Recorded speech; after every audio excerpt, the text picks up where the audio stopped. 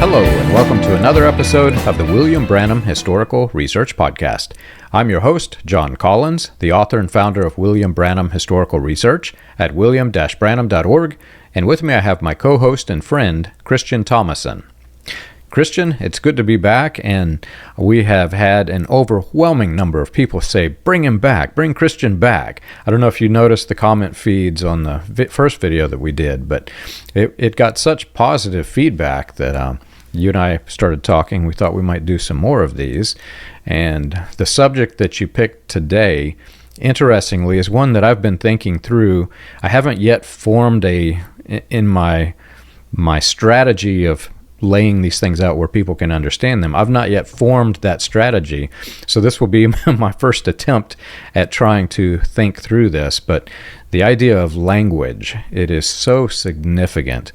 And the reason I say this, which I'll get into later in the podcast, whenever I was in the cult and in the cult mindset, I had the loaded language, which everybody's familiar with that term who has been listening to our podcast. We had specific language that whenever the minister or our central figure would mention this language, it might be a word, it might be a phrase, but it means a whole theology to us. So then whenever I go to a new church and that word or phrase is spoken, it hijacks my brain because the minister may be talking about something good and healthy and pure, but in my head, I'm thinking this other thing that he's not even saying, and it derails my thought process. So I'm glad that you chose this topic. I want to get into it deeper because that's just one area of the issues with language that we have. There are many, many issues with language it's like we have a Christian Tower of Babel across all the denominations. So anyway, thank you so much for coming back. Let's talk about language. Can you give an example for loaded language out of your own experience? Yes. If I were to talk about in loaded language, if I were to mention the seven I would think it's some kind like Trinity. Right. If I mention the seven seals, for example, this was overloaded. We're talking about the seven seals from the book of Revelation in message cult and after leaving. But in the message cult, there was this whole theology that was wrapped around that, because the seven seals in the theology was also bound to the seven church ages, which was dispensationalism, and parts of the book of Revelation were hijacked to mean America and Rome and Russia. And so all of these thoughts come into my head when I hear the phrase seven seals, not to mention this weird cloud thing that if you studied Branhamism, all of these followers have, and some other churches have this cloud thing. So all of the mystery of the cloud and the mystery of the seals and the idea that William Branham himself was the one who revealed the mystery behind the seven seals, even though the book of Revelation says no human is worthy of this. So all of that programming goes off in my head whenever I hear the phrase seven seals. Is it like the cloud reminds me of the Bill Johnson cloud when he's describing it? There was a cloud in the airplane, and from the cloud there was coming gold glitter and stuff. Such a kind of cloud, or? Well, it's we could talk about this probably in depth in another podcast, because there's many aspects of this that I've not yet covered on the podcast. But the short essence of the story is William Branham was supposed to be out hunting in Arizona to bring forth the revelation of the seven seals, we were told after the fact. And while he was out there, he got a phone call to go rescue a transgender prostitute murderer from death row. Of course. And so he leaves the state. While he's out of the state, President Kennedy has the missile defense system operation, the secret operation to build the missile defense system, and they detonated this massive missile over Arizona from Vandenberg Air Force Base. Well, it made this cloud ring that floated over the state of Arizona, and William Branham gets back to Indiana, having left Houston, Texas, and Arizona.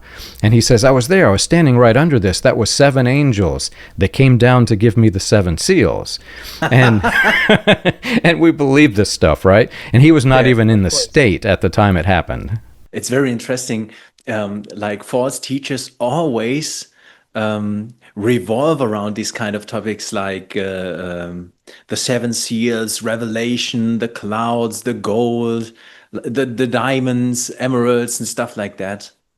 Very interesting. It's always the same story, but with a different package, right? Absolutely. It's because they are, if you study their history, how they came to be, what they bring forward, the doctrines they're teaching, the whole root of all of this is even a step beyond Gnosticism in history. You actually go back to the mystery cults. The mystery cults, what was it? It was a person who says, we have the secret, we have the knowledge of the mystery. And if you're in our group, you understand the secret. The funny part is, nobody in the group understands it. The leader is just a con artist. He's tricking the people. But they all gather together. They think they have the secret, but it creates an us versus them mentality. We in the group have the secret. You outside do not.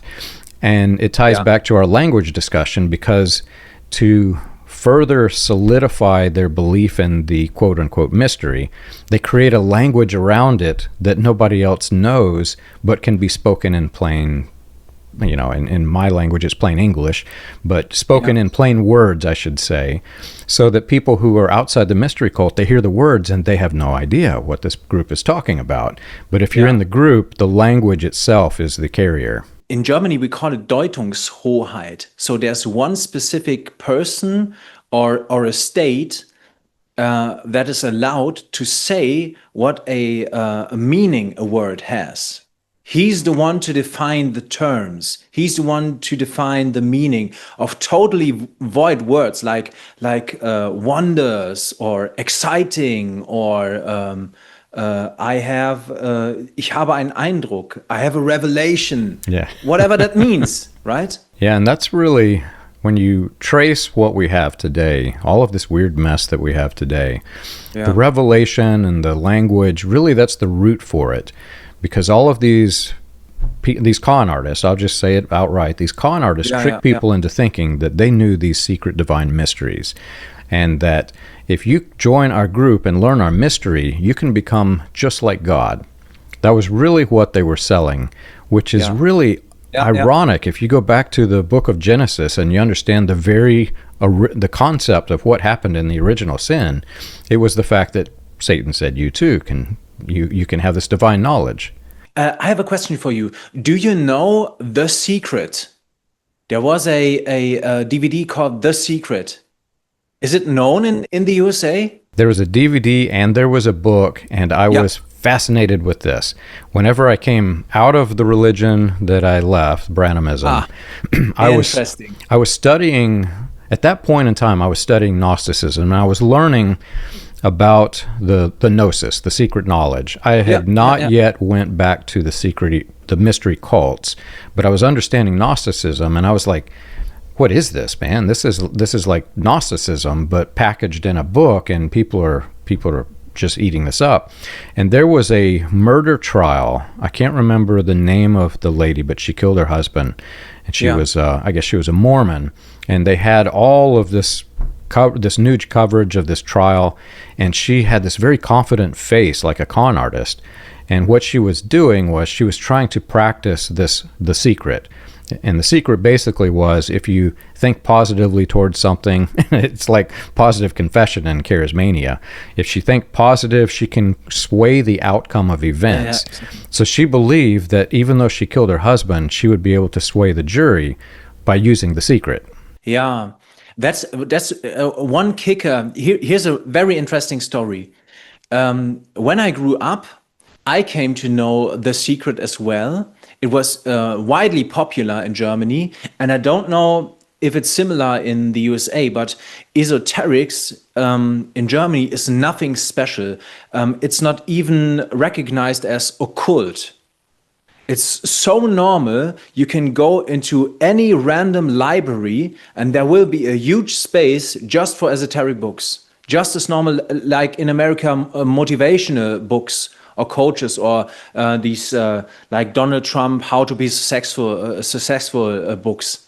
Yeah, that's how normal esoterics are in Germany, and The Secret as well. But The Secret made it even more popular because it offered a more exciting language, especially for the concepts of the law of attraction and, as you mentioned, the PSA, personal self-affirmation, positive thinking, all this kind of stuff.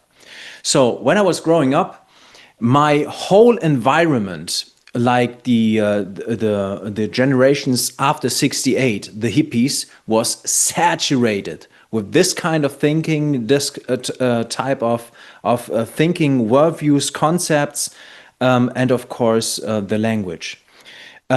So much that at some point the media started to turn on them because it was getting ridiculous. Everyone was like the huge yoga guru. Everyone was enlightened. So the media started to caricature these people.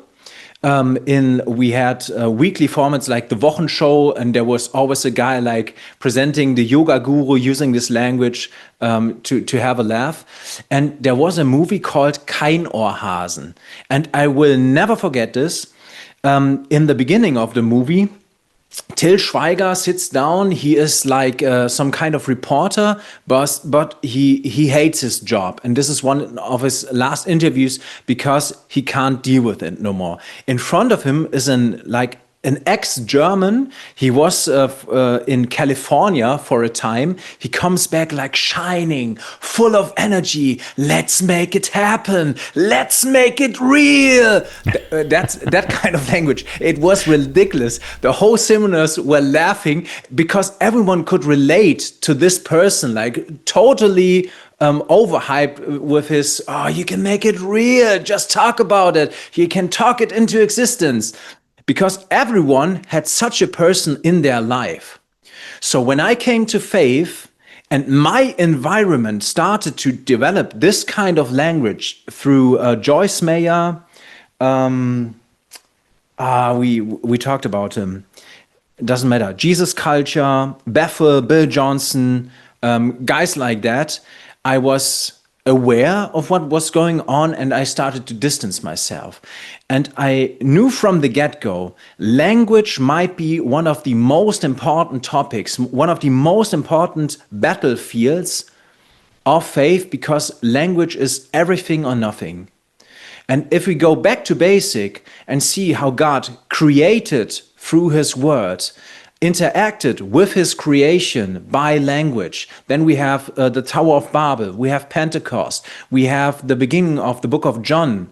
In the beginning was the word. We can see there is a language, the word, the written word takes a special place in creation and in our faith. And I think because of that, it's worth fighting for a very precise, a very true language, instead of developing more or allowing more and more esoteric and occult language in our congregations.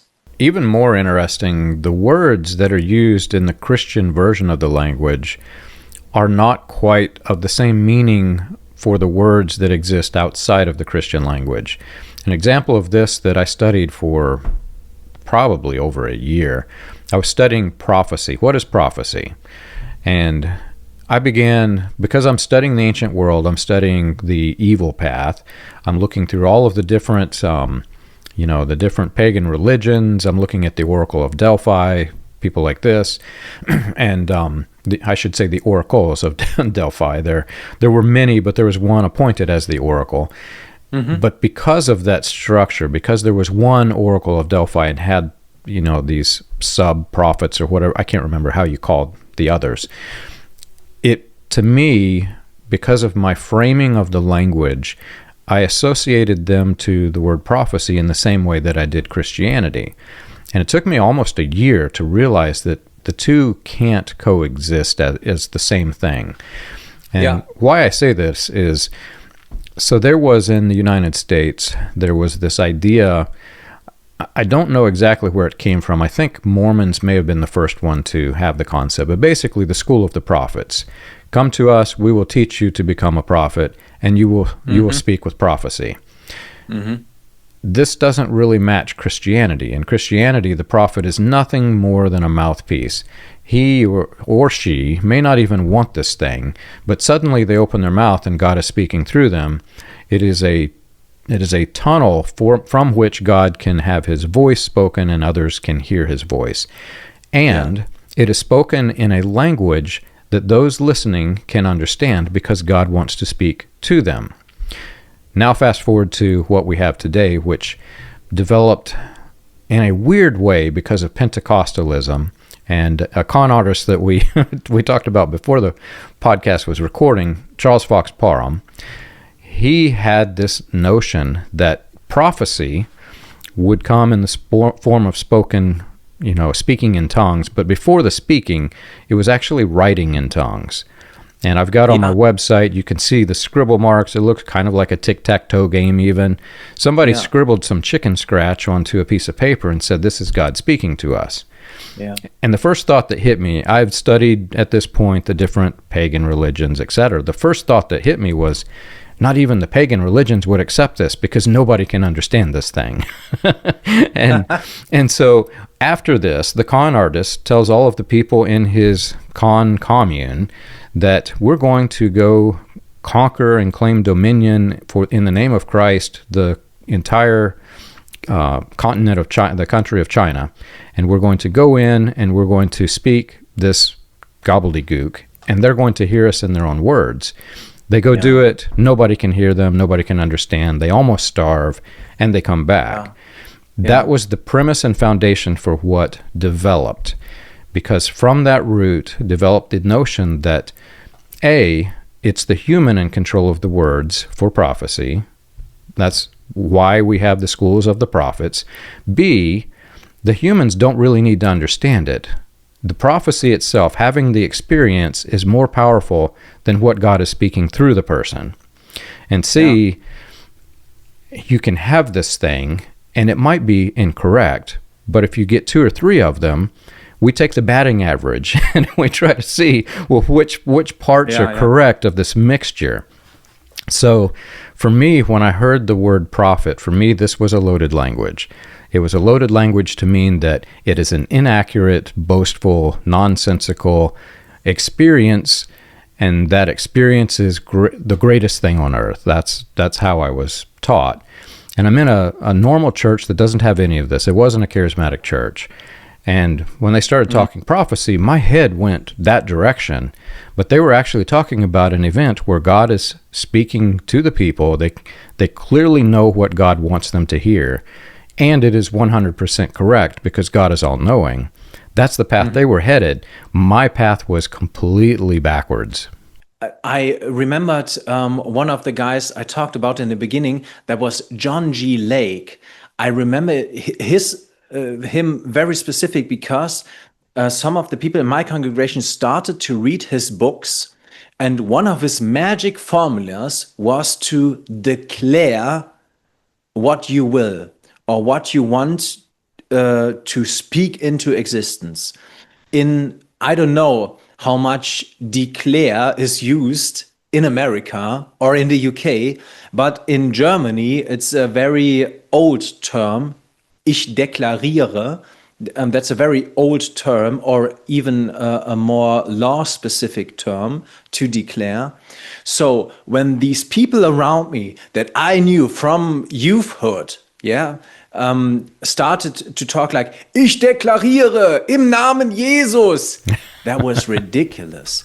And you could tell they started because of the books from John G. Lake. And you don't have to be an English expert to Google for him and to find out that this guy is really a felon. He was sentenced in the USA and fled to Africa to just start a new cult because he couldn't do his thing here in America anymore. Or, of course, in your country. I'm in Germany, but you understand what I want to say. And one other interesting thing is, because of our first interview, I got contacted by people from all over the world, from Australia, America, from Germany, from Österreich, I think you call it Ostrich, right? Very, very interesting. And there was I'm really thankful. I learned a lot through our interview. I even learned a lot more because of all the engagement afterwards. And one thing that was in some kind of way, it's a strong term, but I use it, some kind of healing for me was when I met another Branhamite here in Germany. He's a very cool guy. We talked for hours. I was walking with him through the park like half of the night from it was wonderful engagement, wonderful discussion. And I told him my story, my youthhood, my time in Charismania. And I don't know why, but we talked more specific about a charismatic center here in Baden-Württemberg called the Glaubenszentrum. And I told him that my experience with the environment from the Glaubenszentrum was very strange. And one of the reasons why I distanced myself from the congregation I was in. And as I talked, he was like snapping in, and he was, you know what? I know the guy that founded the Glaubenszentrum. He's the ex-manager of William Branham. And we started to Google it, and that's very interesting. I always thought the Glaubenszentrum, the people there, the language there is so strange and sometimes even occult. These people are wackos, okay? These people are wackos. And now I know the reason for it. When William Branham was lost his congregation, his entire business, you can say, it's a business, yeah? Lost his entire business.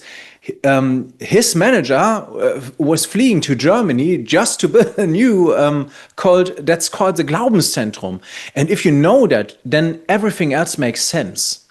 There's one last example. They have a fellow called Maria Prean. It's a very like Joyce Meyer, like the nice old lady, yeah. And she's talking wild stuff. One of her stories is like she was sitting in a plane talking to God, like they were casually chatting. She's describing casually chatting with God. And then God says, "You are not the savior of Uganda." Literally. That's so. And she was like, that humbled me. And there was a huge stone falling off my shoulders because I was not responsible anymore. God would do this for me. Yeah, I'm so thankful for that because God is now reigning Uganda and I don't have to do it anymore. These kind of stories are so. These people are wackos, really. These are business people sucking every cent and every euro from their congregation with these wild stories. Unbelievable. And now I know where it's coming from because I met the German Branhamite.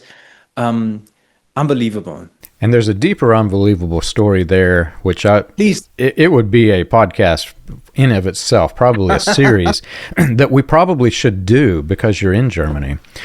William Branham's campaign manager, when he went to Germany, there's a lot of conspiracy around this. Yeah. And it ties to this because of deceptive language. So this was a man, he was the adopted cousin of Freire von Blumberg, the Minister of Defense for Hitler, and his name was William T. Freire von Blumberg. He was in the United States I think he was director of the organization that became what is called now the Fellowship International, the family. This is the one who holds the National Prayer Breakfast, who influences all of the politicians in Washington. NAR is tied directly to this because this is a big deal. This is a way to basically to sway political vote and politicians. What a rabbit hole. You are describing a huge rabbit hole, right? This is a massive rabbit hole. Yeah. But where I'm headed with it is this. So he was William Branham's campaign manager. Yeah. Interestingly, at the time in which Jim Jones of Jonestown, Guyana, the one who his cult created this this commune in Jonestown and committed mass suicide. That's the point in time in which he joins into the movement. And William T. Freire von Blumberg was quite open in his homosexuality, but not to the people. It was a little bit deceptive. And there's evidence that strongly suggests he also was not Christian, but he ran an organization that was establishing similar organizations that could push political votes in other countries. So it was like this global dominion thing that he was setting up. Yeah. The CIA has declassified some of the documents. They were interested in him partially because of his homosexuality. Because here's a guy who's in this movement who openly blasts anybody who is even questioned as being homosexual. And it's being led by a man who is openly gay and who is having, I don't know if you know the word call boys, but basically prostitutes, young prostitutes. They're bringing young prostitutes into his hotel room at night, apparently, and he almost got caught. Either the CIA or the FBI, one of the two, was following him because of this. You can find that document on my website if you type in William T. Freire von Blumberg. So he's setting all of this up, and they eventually set up a commune through him. They set up this organization in Germany that was working closely with Paul Schaefer. Paul Schaefer is the one who goes to South America, sets up the compound in South America that the Nazis referred to as the colony, because the Nazis would escape Germany into the colony, then they would go to Argentina. He was the security detail for the organization whenever it was in Germany, led by William T. Freire von Blumberg. So that rabbit hole is a massive rabbit hole. But take a step back from all of that and think about the language. So these people talk with Christian words. Many times they don't really believe the Christianity behind it. This guy, he clearly, if you understand his life and his lifestyle, this was, in my opinion, this was not a Christian man. But he's leading Christian organizations of men, some of which I also question among those who he chose to lead, whether they were Christian as well. But they use words in such a way that it sounds Christian, but it has a twofold meaning. In other words, you can say it and a Christian might believe that you're talking about the Christian thing. If you're not Christian, you would understand it's talking about the other thing. So it's a very divisive, very, very confusing language. Have you ever wondered how the Pentecostal movement started, or how the progression of modern Pentecostalism transitioned through the latter rain, Charismatic, and other fringe movements into the New Apostolic Reformation? You can learn this and more on William Branham Historical Research's website, william-branham.org. On the books page of the website, you can find the compiled research of John Collins, Charles Paisley, Stephen Montgomery, John McKinnon, and others, with links to the paper, audio, and digital versions of each book. You can also find resources and documentation on various people and topics related to those movements. If you want to contribute to the cause, you can support the podcast by clicking the Contribute button at the top. And as always, be sure to like and subscribe to the audio or video version that you're listening to or watching. On behalf of William Branham Historical Research, we want to thank you for your support. We have a similar cultural phenomenon in Germany, because we have this culture of der gute Deutsche, the good German. And over time, I realized that many of my fellow Christian brothers are deceived by thinking that being a good German is like being a good Christian. They would mix up German values with Christian values. And that's a huge problem.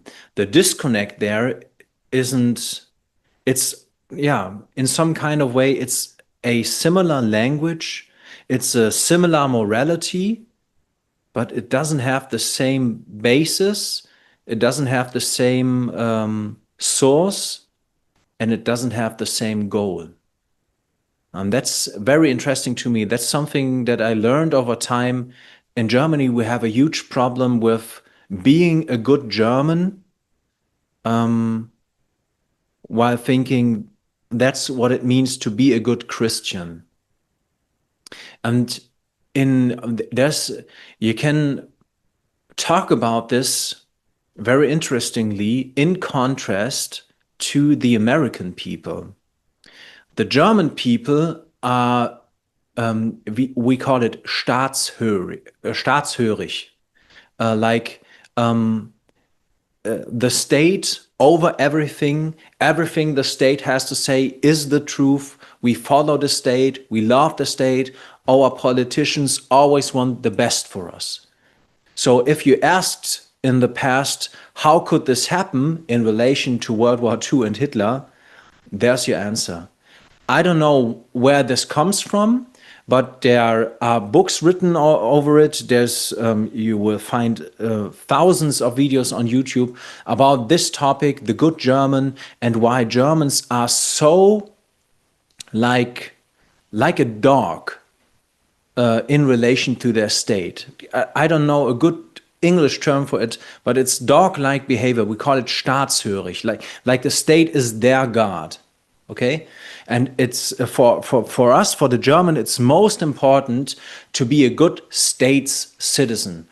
There's a very specific feeling for being part of the bureaucracy, like Beamter sein.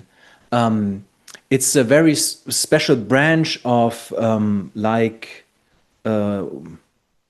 English is not good enough, but it's interesting for me.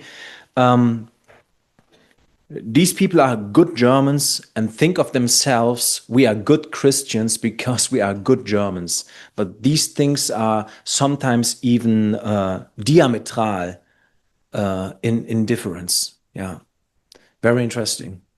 It is. We have this somewhat in the States. We call it patriotic. We're very patriotic, and there is, when you're thinking in terms of American religion today, there's what is called Christian nationalism. And what it is, it has bred... I know Doug Wilson. I have a huge library here from him. I don't share every view of him, but his books on education are very good. The idea is that to be a good Christian, you must also be a patriotic American in some of these circles, which I have really no problem with this. Where it gets a little bit crazy is that the ideologies of what they consider Christian aren't sometimes from the Bible. They're from the lineage that it comes from. And their ideas of what it means to be patriotic isn't really American. It comes from all kinds of other influences. So in the end, what they're calling Christian patriotism or Christian nationalism, it isn't quite that. And interestingly, has some ties back from influence from Germany. So likely this is where it came from, this word that you said. Yeah, the problem starts, I think, is when we start to measure our fellow Christians by patriotic measurements. Like, if you're not patriotic enough, then you're not Christian enough. It's a good Christian thing to be patriotic. Stuff like that. You can make countless examples like that if you take worldly measurements for your own fellow Christians. That's never healthy. Right, absolutely. And it's so confusing too, because so take the younger crowd, people who are new, relatively new to Christianity. They have only what their parents have taught them, and then they're coming into adolescence and adulthood, that stage where they're really moldable, but yet don't really understand the deep understandings of the Bible. They understand basically the superficial things of the Bible, and they hear like the good Catholic that always goes on Christmas to church, like that. I believe in God, right? Exactly. So take that type of person as they're being molded by a pastor, and they're hearing these things. Some of the things that they hear and the language they hear, they're applying it to Christianity and not understanding the difference between the two. So here's where it gets a little problematic for me. You can actually have a church with a person who is extremely over-the-top patriotic, And half the congregation, the adults, they realize that a lot of what he says is not, maybe himself doesn't even believe it. It's just over the top. It's more it's more excitement, and it is entertaining. They attract people into these crowds because it's entertaining speech. Well, to the younger generation, they don't know the difference between what is the entertaining speech and what is actually in the Bible, and they associate both with one and the same. Well, when those children raise into adults, their views are so skewed, and we're starting to see the fruits of that today as people are now entering into the ministry, having a different version of what they believe is Christianity in their head that comes from this lineage of this entertaining speech. And it all goes back down to the word spoken, the speech patterns.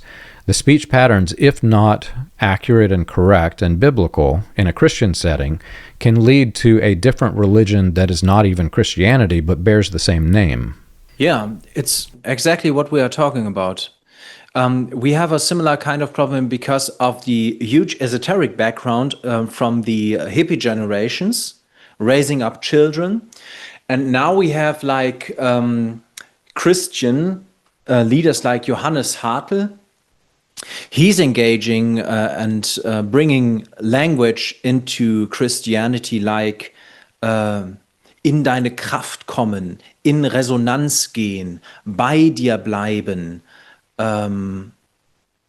Things like that, resonating. I think you get it, yeah? Coming into your power. And he's engaging, especially young people, and that's very interesting. He's Catholic, but he played a new game. He understood that to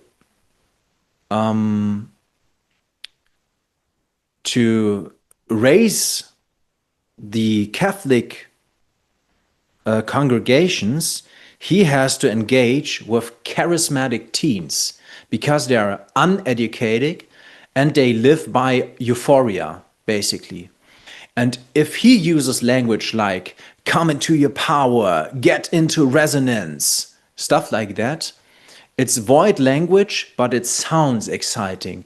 And you can project, I don't know if that's the right term in English, but projizieren. You can project your own identity, your own superficial illusion of God into these words. And they will make your experience with God, with the church, with the Holy Spirit. That's a huge problem. And to explain to these people that this kind of language isn't Christian, no matter, it doesn't matter if the person like Johannes Hartl is morally good. A morally good person is not Christian. A Christian person is someone that is, excuse my harsh language there, but is enslaved to Christ and to Christ only. That's what makes a Christian, someone that throws his life on Jesus. That's all. That's the entire thing, you can call it. And everything else is just circus, just fireworks. And that's part of the reason why I question whether some of the groups that have descended from this movement are even Christian. Because the way that they present themselves, they are not. If you were to take the name Jesus out and put some other religious figure in, you can make it fit. Almost, it's like an open mold of religions, right? You can make anything fit, and it's all about the feel good aspects of it. If you can make the audience feel good and entertained, they're going to come and listen. It doesn't matter what you say. And to the children who come and listen, they're not even trying to decipher what is Christian words and what is not. They just take it all in as church. This is our church. We're hearing Christian speech, so therefore it must be biblical. And so they assume that this religion they're in is Christianity. But what it becomes is it's, as we talked about last time, it's a cult of emotions. And those emotions are driven by the words used, because if they can prey upon your emotions with the words, and they can bring you to this, you call it the state of euphoria. There's different states that you can bring people into. You can bring them into mourning or needing help, all of these things. It's cult of emotion and manipulation. If you can do this with your words and then towards the end of it, you bring them to this very happy, feel-good climax, which is like almost every charismatic sermon you've ever heard, right? Yeah. Into the charismatic climax of the sermon, well, it's actually the words that brought you into that euphoric state. It isn't the God, it isn't the Bible. It's really the way that they have structured the words. And again, you can take any religious leader you want, stick him in that frame, and you would have people devoted to that cause. Yeah, like a Lego Baukasten, like a I don't know the word for it, like Lego, like a recipe, like now we are talking business, and that's exactly what it is. Because in Germany there's a word, we call it Etikettenschwindel, like packaging fraud. So in Germany, we are in a state where people are willing to pay triple or even more money on a banana that's vegan or bio. It's the same banana, but if there's a label on it that says bio and vegan, it's triple the price and has this special kind of feature. In Germany, we call it Zusatznutzen im Sinne des Marketings. So there, it's not a real feature. It's not a real inherent feature. But in the sense of marketing, you can declare it onto it, so it has this feature for the person you want to catch. So this is the exact same phenomena. You take whatever esoteric, void, fantastic, firework language and put the stamp Jesus on it, and in that moment it becomes Christian.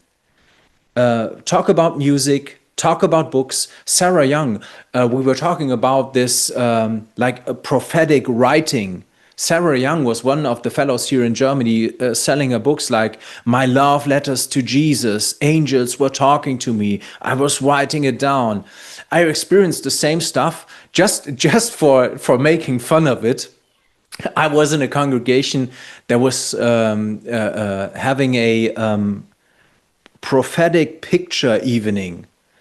And really, I went to one of them like, please give me a prophetic word. And he was talking to me like, I have a revelation. I see you as a beautiful flower and your smell attracts people. I wasn't laughing then.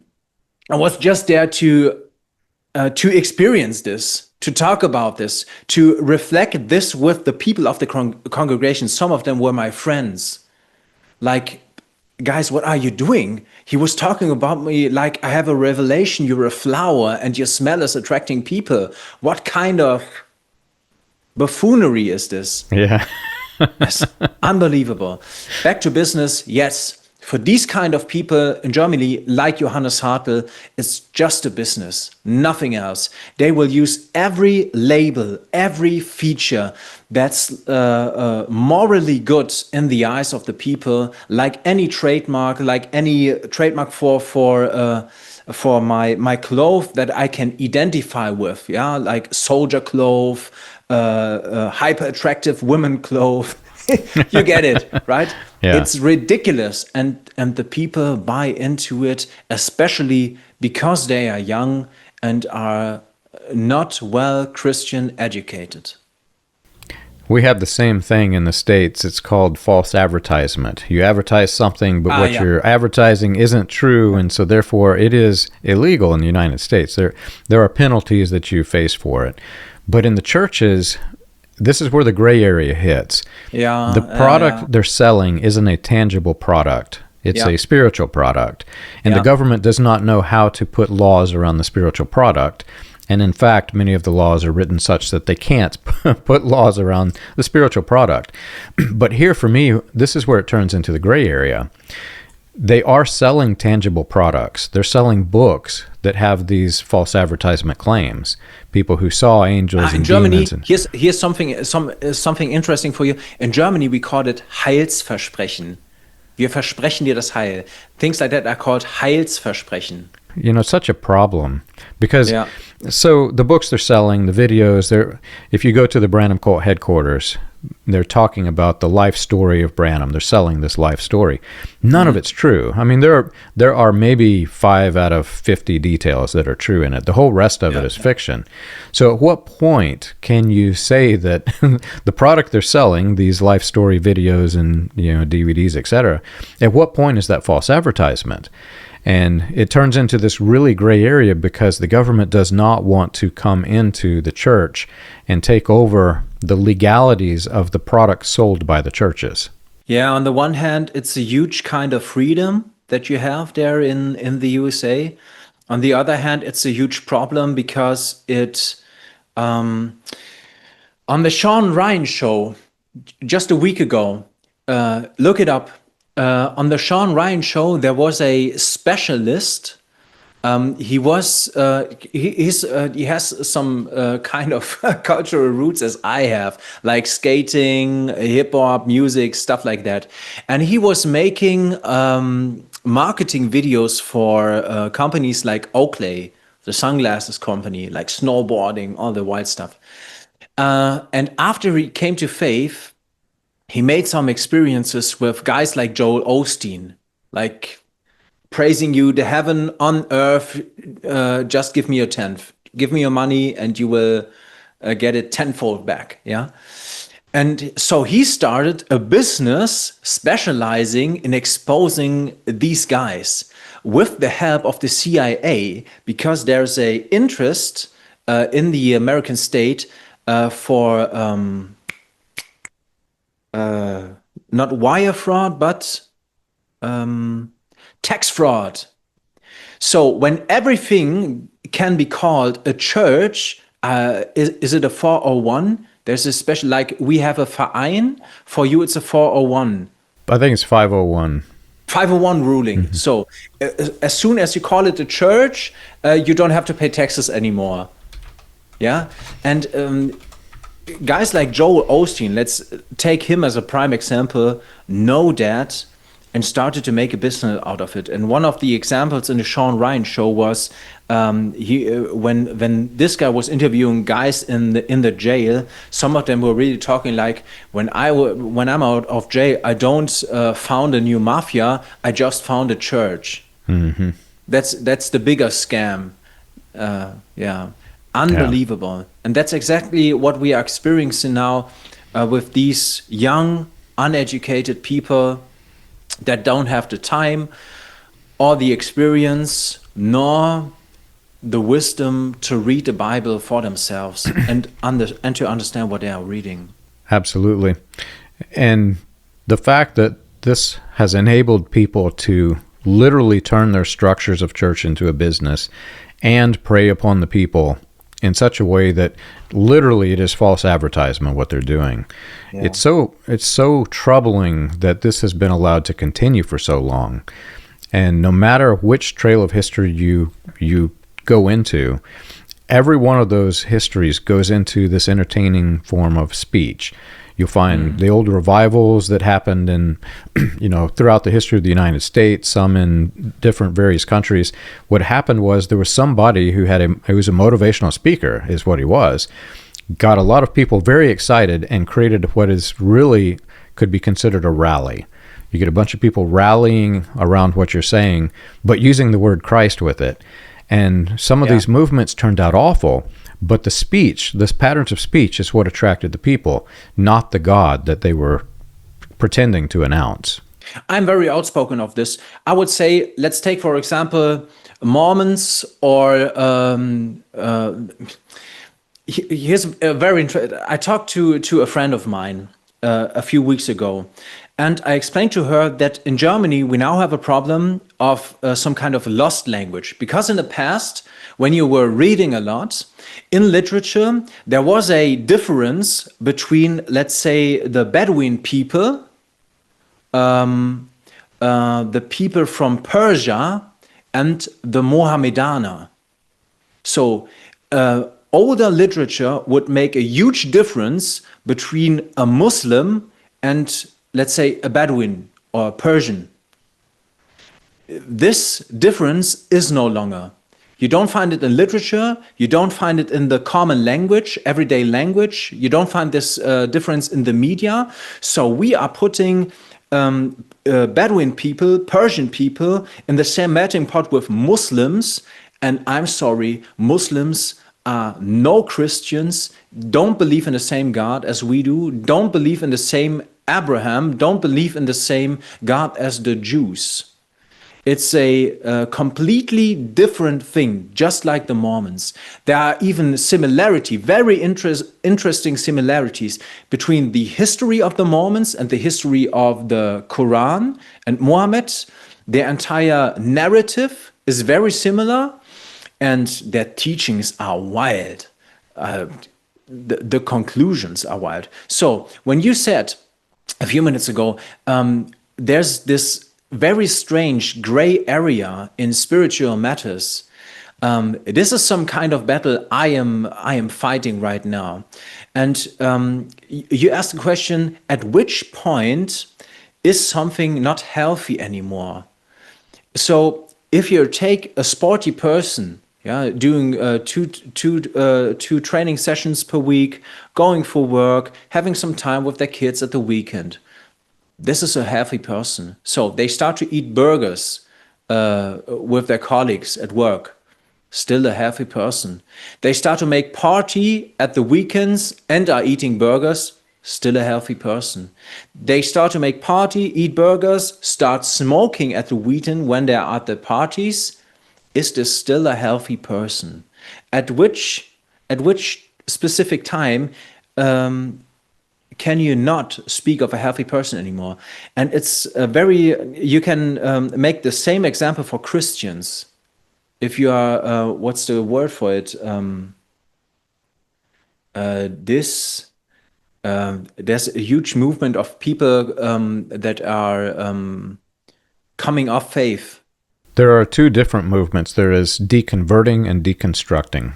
Deconstructing. So, how many false narratives, false superficial views on Jesus, wrong language, wrong books, wrong teachings, false teachers make a Christian not a Christian anymore? And that's very hard to say, very hard to tell. And in the end, it's not on us to say this person isn't saved. It's really complex. I'm not using the word no, it's really complex. There's a life story to it. There's faith to it, spirituality to it, language to it, culture to it. Absolutely. And that's a deeper topic that we could probably do in another podcast. In fact, I just had an email today, and I'll bet I had 3 last week on the same subject. There are people deconverting. And the problem is, from the example that I'm giving, and I'm not trying to pick on somebody, but this is a very common example, and this is how they all come. They see the people who are helping others escape cults, some of which are deconverting, some of which are just simply deconstructing. They see it as a problem because there's not a human controlling where they go. And the email specifically said, we have this problem with deconversion and deconstructing because there isn't a human that is helping them along their way.